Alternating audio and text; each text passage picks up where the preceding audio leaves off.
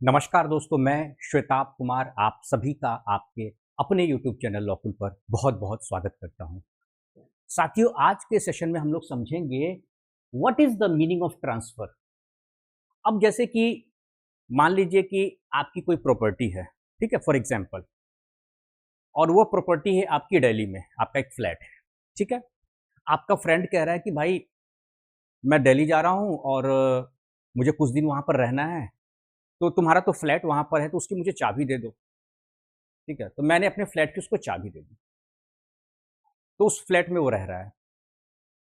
तो वो जो राइट मैंने उसे दिया उस फ्लैट में रहने का, उससे क्या वो प्रॉपर्टी उसको, उसका ओनरशिप उसको ट्रांसफर हो जाएगा? क्या यहाँ पर उस प्रॉपर्टी का जो इंटरेस्ट है वो ट्रांसफर हो रहा है? यहाँ तो सिंपली क्या है कि भाई मेरा एक फ्रेंड है जो दिल्ली जा रहा है, वहां पर मेरा एक फ्लैट है और वह उसमें रहना चाहता है कुछ समय के लिए।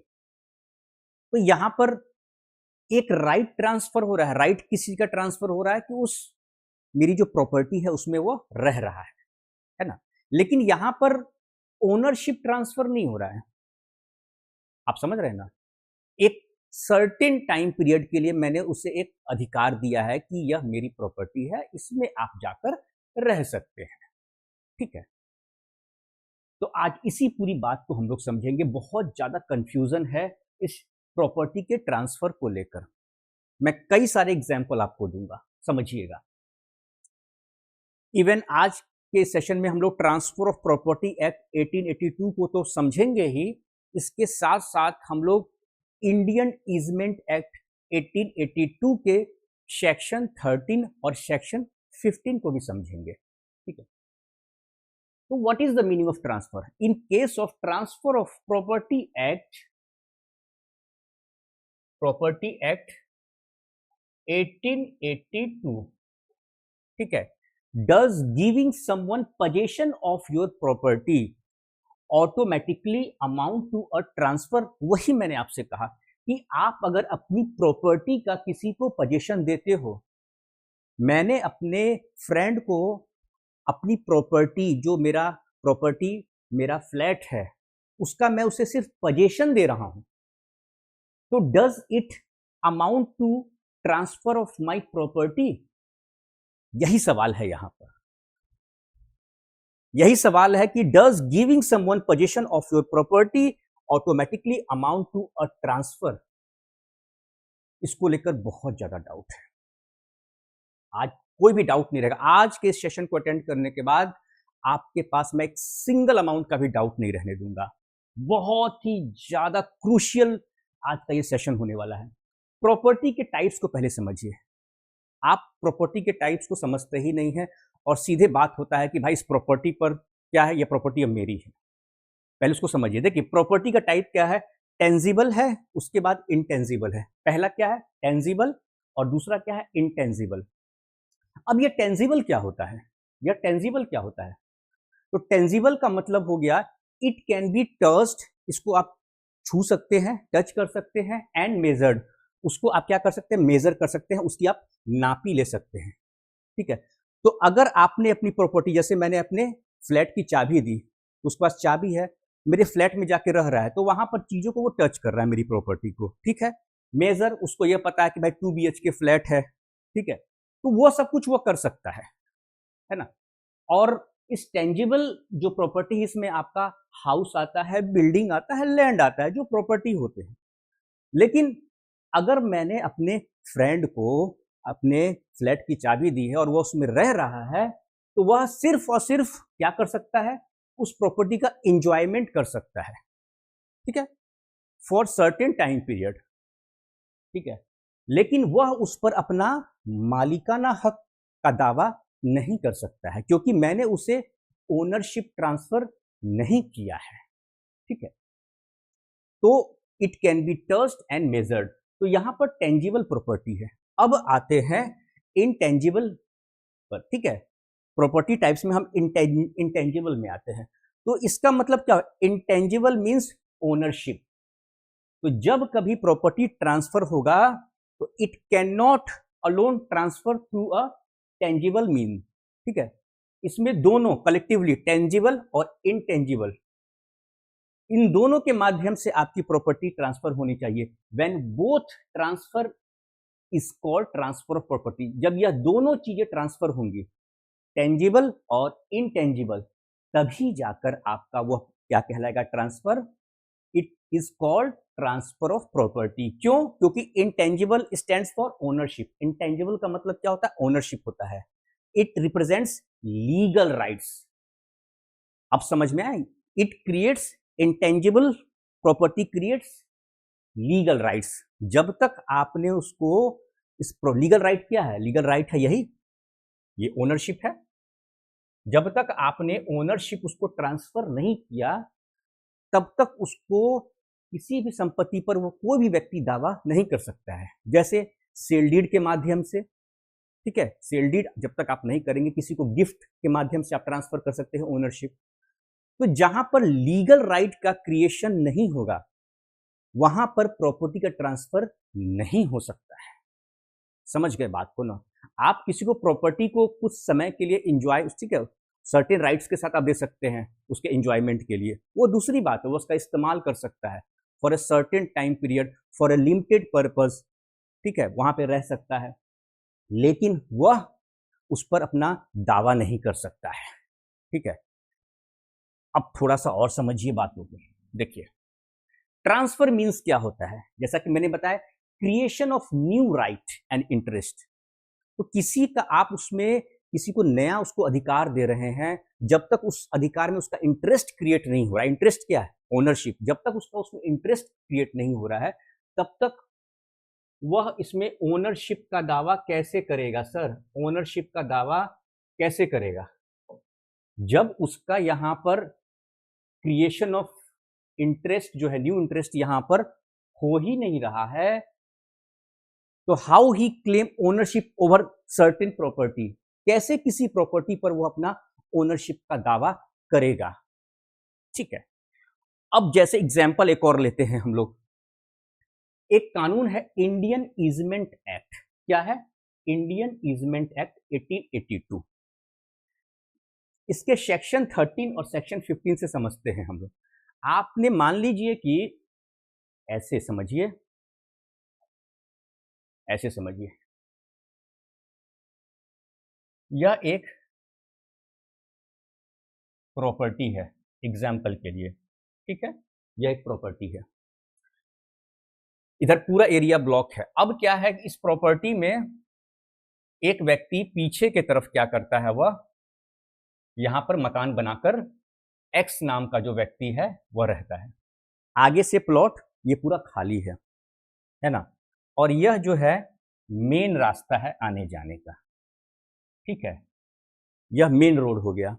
अब यह व्यक्ति, ये प्लॉट खाली था, वाई का जो जमीन था यह खाली था, ठीक है, तो यह व्यक्ति क्या है, इस अपने मकान तक पहुंचने के लिए, इसके मकान का यह क्या है, फ्रंट गेट है, ठीक है, तो अपने इस गेट तक पहुंचने के लिए वाई के जमीन से रास्ते के रूप में इस इतने हिस्से को इस्तेमाल करता है, ठीक है, रास्ते के रूप में इस्तेमाल करता है वाई के इस प्लॉट को, ठीक।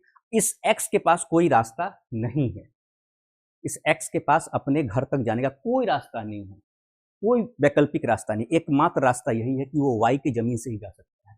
तो वैसी स्थिति में जो सेक्शन 13 है, ठीक है, सेक्शन 13 ऑफ इंडियन